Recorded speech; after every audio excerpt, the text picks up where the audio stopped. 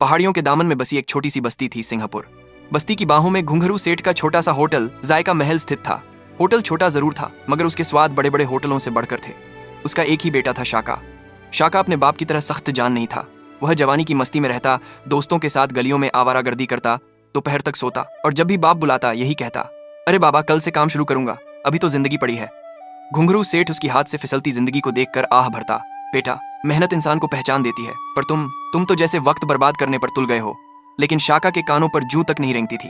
मगर किस्मत शायद किसी बेहतर पल का इंतजार कर रही थी, क्योंकि एक दिन शाका की जिंदगी में शबनम आने वाली थी। एक दिन घुंघरू सेठ के होटल के बाहर एक शानदार गाड़ी आकर रुकी।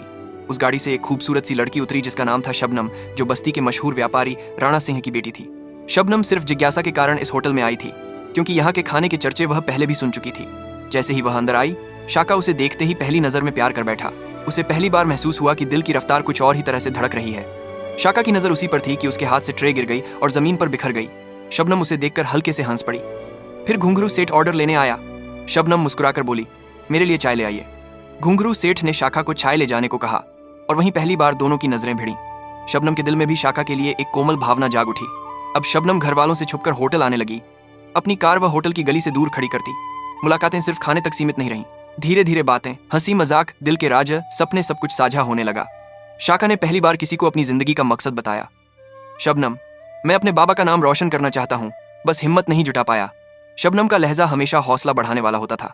शाका, तुम चाहो तो दुनिया बदल सकते हो, बस तुम खुद पर विश्वास नहीं करते। ये शब्द शाका के दिल में एक चिंगारी बनकर भड़क उठे। इस दौरान कल्लू शाका का बचपन का दोस्त, दोनों की गुप्त मुलाकातों में मदद करता था। कभी बहाने, कभी रास्ते साफ करना और कभी पहरेदारों को भटकाना।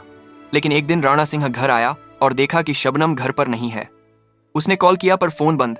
वो अपने गार्ड्स के साथ उसे ढूंढने निकल पड़ा और अचानक उसने दोनों को बाजार में साथ देख लिया। राणा सिंह गुस्से से तमतमा उठा, मेरी बेटी एक मामूली होटल के लड़के के साथ, ये मैं कभी बर्दाश्त नहीं करूंगा। वह तुरंत घुंघरू सेठ के होटल पर पहुंचा और वहां तोड़फोड़ की। घुंघरू सेठ की बेइज्जती करते हुए बोला, तुम्हारे बेटे ने मेरी बेटी को फंसाया है, तुम्हारी औकात क्या है। होटल में सन्नाटा छा गया। घुंघरू सेठ की आंखों में आंसू आ गए।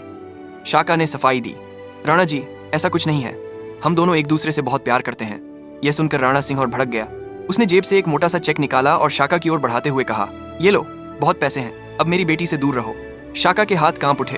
अगले ही पल उसने चेक वहीं राणा सिंह के सामने फाड़ दिया। मेरी मोहब्बत बिकाऊ नहीं है। राणा सिंह फटे हुए चेक के टुकड़े उठाकर चला गया। घर जाकर उसने शबनम से झूठ कहा, शबनम, शाका ने पैसों के लिए तुम्हें छोड़ दिया। शबनम की दुनिया बिखर गई। वो फुट फुट कर रो पड़ी।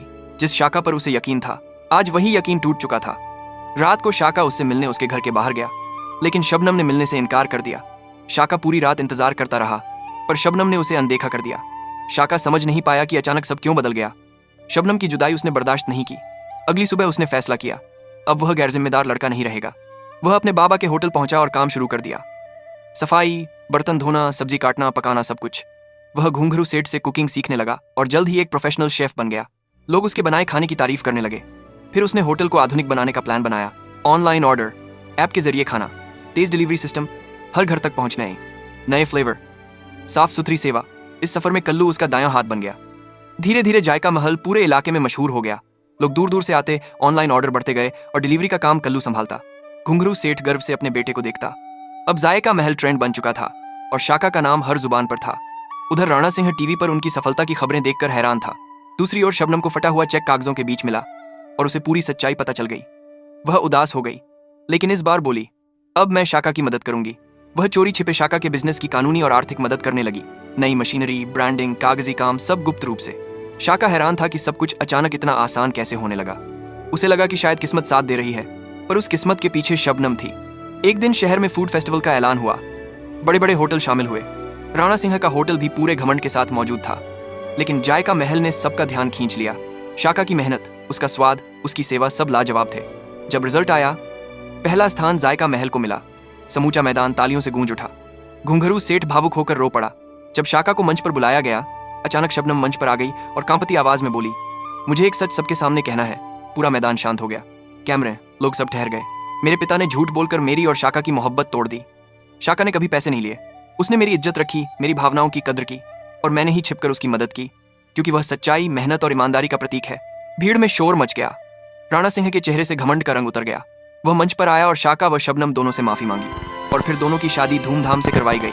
दोस्तों, अगर कहानी पसंद आई हो तो लाइक और सब्सक्राइब जरूर करना।